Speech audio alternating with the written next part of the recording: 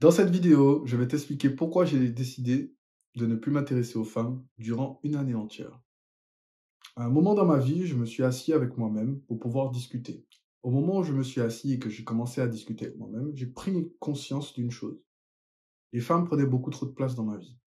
Et quand je dis que les femmes prenaient beaucoup trop de place dans ma vie, ce n'est pas un hasard. C'est vraiment très très important. Je constatais que même si je n'avais pas de femme physiquement avec moi, j'avais toujours une femme qui tournait autour. J'en avais une sur le côté, une par là, au cas où. Et au final, ça me drainait de l'énergie. Ça drainait mon énergie mentale, ça drainait mon énergie physique, ça drainait mon énergie spirituelle. Et ça drainait absolument tout. Mon fric, tout ce que tu veux, mon temps, tout. Tu n'imagines pas tout ce temps et cette énergie gaspillée. Je dis bien gaspillée parce qu'il y a eu des moments où, oui, c'était bien et tout, mais au final, ça servait à quoi? Ouais, je me suis amusé, haha, boum boum, chambre, OK, boum boum, hôtel, ouais, oufou, voyage. C'était sympa. Mais après, au final, ça m'a rien rapporté. Il y en a pas une seule qui m'a aidé à grandir, à atteindre des objectifs, à faire quoi que ce soit. Et du coup, ça m'a entraîné à prendre la décision de retirer les femmes dans ma vie pendant un an.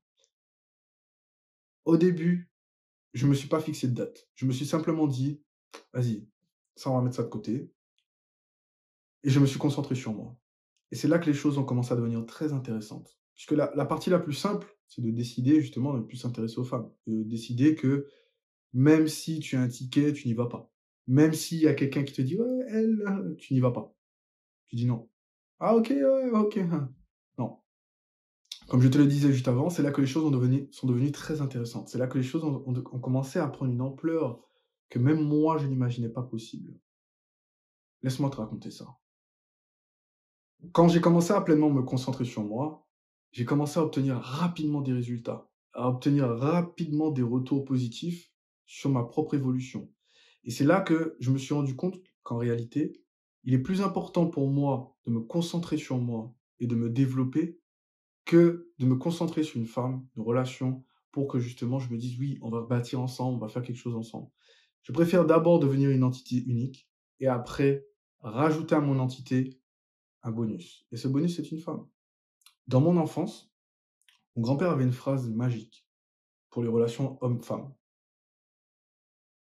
D'abord, tu penses à toi, tu fais ce que tu as à faire, et les femmes, c'est un bonus. Comment ça, les femmes sont un bonus? Les femmes sont un bonus parce que, en soi, elles ne vont pas t'apporter grand-chose lorsque tu vas être en train de bâtir, lorsque tu vas être en train de construire. C'est mon grand-père qui le dit. Et quand il m'a dit ça, au début, moi, je me suis dit: «Mais qu'est-ce qu'il me raconte lui? Si j'ai une femme qui est avec moi et qui me pousse et cetera, je vais arriver à des niveaux et cetera». J'avais aussi raison, mais tu faut la trouver cette femme. Il faut la trouver. Une femme qui est prête justement, dans le temps et dans la durée, à te soutenir dans tes projets, qui a un accord de vision avec toi. Et ça, je n'ai pas trouvé. Et du fait de n'en pas avoir trouvé, j'ai commencé à prendre ma pelle et à creuser moi-même, vers justement mon avenir. J'étais tellement fond dans le trou qu'il a fallu que je creuse pour remonter à la surface.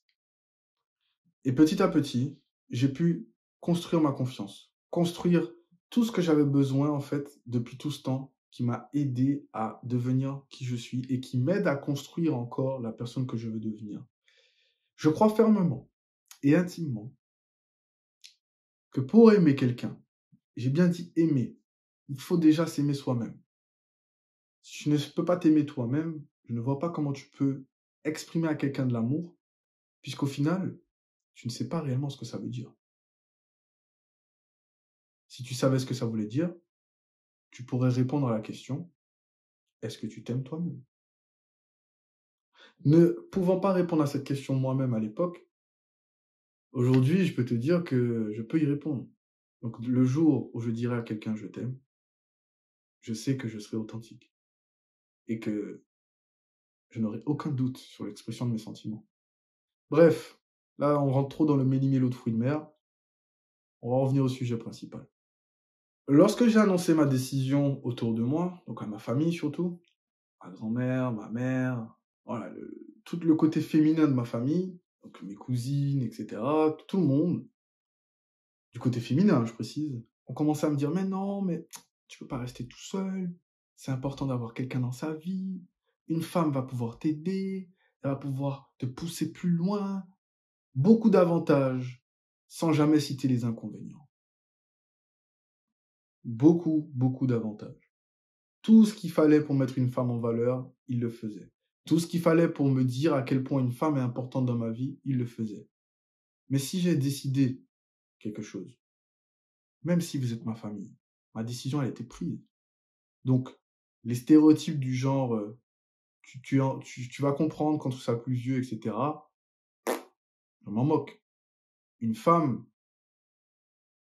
au moment où elle sera là, je prendrai ma décision. Mais là, dans cette année, je n'étais pas décidé à avoir qui que ce soit dans ma vie.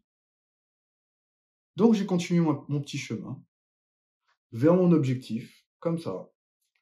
Et j'avançais étape par étape. Et j'atteignais mes objectifs, un par un, à bras-le-corps, sans pour autant regarder si oui, ah, elle est jolie, ah, elle me parle bien, ah, elle m'envoie beaucoup de messages, ah, elle m'envoie des nudes, etc., etc. Au bout d'un moment, j'ai juste fait bloquer, bloquer, bloquer, plus intéressé. Je répondais plus, je lâchais des remis, des vues. Et ça m'a donné aussi ce sentiment de me dire qu'au final, je perds rien, puisque rien n'est jamais acquis. Et je peux te dire que même là, je regrette toujours pas d'avoir pris cette décision. Puisque là, ça fait déjà plus d'un an, au moment où je te raconte cette histoire. Ça fait déjà beaucoup plus d'un an. Donc au-delà de céder aux normes sociales, je suis resté ferme dans ma décision et j'ai pu obtenir des résultats.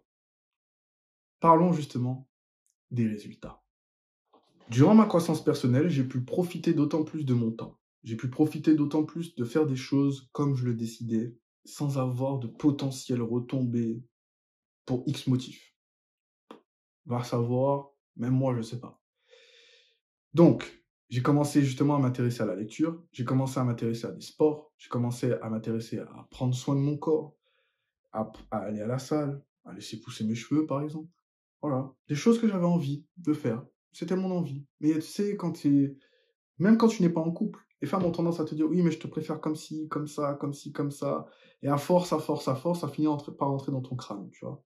Et au bout d'un moment, tu finis par prendre des décisions, donc à faire des choix que tu ne veux pas. Tu ne les veux pas au fond de toi.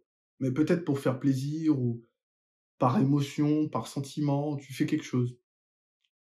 Ça fait plaisir à l'autre, donc tu le fais. Et au final, le fait de ne pas avoir cette barrière, j'ai pu justement grandir. Grandir comment? Alors, il y a des décisions que j'avais besoin de prendre à certains moments dans ma vie. Changer de carrière, bouger dans un autre pays, changer de pays, changer de nationalité, toutes ces petites choses. Et je ne pouvais pas le faire parce qu'à certains moments, j'étais en couple. À d'autres moments, eh bien, j'étais pas en couple, mais voilà, j'étais dans le flow du truc, tu vois. Vendredi, je suis chez elle, samedi, je suis là, lundi, je suis là-bas, mardi, je suis là. Voilà, un peu la vie de rêve, Tony, tu vois. Mais c'était pas réellement la vie de rêve. Je me suis complètement trompé sur toute la ligne. Au début, je pensais que c'était ça la vie de rêve. C'est ce que mes anciens me disaient. Alors, pas mon grand-père, mais quand je parle des anciens, c'est les grands. C'est ce que les grands me disaient. Oui, oui, t'inquiète. Je en prends quelques-unes et après tu fais ce qu'il y a à faire. Mais non. À la place, ce qui aurait été intéressant de me dire, c'est bâtis un empire, construis quelque chose qui en vaille la peine. Fais quelque chose de ta vie. Fais quelque chose de ta vie. Ne te concentre pas sur les femmes. Et ils m'ont pas dit ça. C'est vraiment dommage. Donc aujourd'hui, je te le dis. Bref, au niveau des résultats, donc, je suis... Alors, je n'ai pas scripté cette vidéo, ok? Je n'ai pas scripté cette vidéo, je parle juste devant la caméra pour justement t'expliquer les choses. Donc, il y a beaucoup de souvenirs qui me reviennent, beaucoup de choses, beaucoup de moments qui passent à travers mon esprit. Mais pour te parler des résultats, dis-toi que quand je fréquentais certaines femmes, mes soirées après le travail, c'était rentrer chez moi, prendre une douche, reprendre ma voiture et aller chez elles. Pour finir à manger quelque chose devant Netflix, elle qui s'endort sur moi, elle finit donc du coup dans son lit à dormir, je reste encore en train de regarder Netflix, à un moment elle finit par se réveiller, elle me demande de venir dormir avec elle, je lui dis que je peux pas parce que je dois aller bosser demain, finalement elle a réussi à me convaincre, tu sais comment. Du coup, elle finit à me convaincre, je reste avec elle, le lendemain matin je me réveille, je suis éclaté, je suis complètement crevé, et rebelote sur des semaines, des mois, ça s'enchaîne encore et encore et encore et encore et encore. Quand tout ça, ça s'est arrêté, j'ai fini par m'ennuyer. Et cet ennui m'a apporté un point positif. Parce que je me suis dit, bah, qu'est-ce que je vais faire de tout ce temps? Il faut bien que je fasse quelque chose. Donc j'ai commencé à apprendre, c'est quoi le développement personnel? J'ai commencé à apprendre à faire plus d'argent. J'ai commencé à apprendre aussi des choses sur moi-même. L'introspection personnelle. Au-delà du développement. Déjà, apprendre à me connaître. Apprendre ce que j'aime, ce que je n'aime pas. Quels sont mes standards, quelles sont mes valeurs. Toutes ces choses, j'avais jamais réellement pensé à ça, puisqu'on ne me l'a jamais appris. On m'a jamais parlé de ces trucs-là.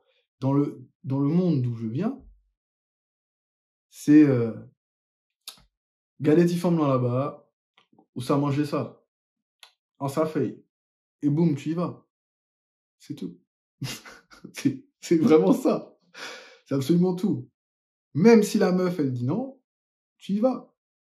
Tu changes, tu prends une autre. Ah, elle a dit non, c'est pas grave, il y a une autre là. Hop là. Hey, ça t'intéresse ça, ça? Non? Ok. Tu prends sa copine, elle finit par être jalouse, au final, t'as les deux. C'est réel ce que je te dis. Hein. T'as peut-être pas l'impression comme ça, mais c'est vraiment quelque chose de réel. Et ça se passe dans le vrai monde. Dans le monde où je vivais avant, c'était comme ça. Et quand j'ai arrêté avec ça, ce gain de temps m'a permis de me recentrer sur moi, de comprendre qu'en fait, certes, c'est bien d'être un don Juan, voilà, d'avoir un petit truc, une connexion avec les femmes, etc. Mais que ça ne me rapporte rien.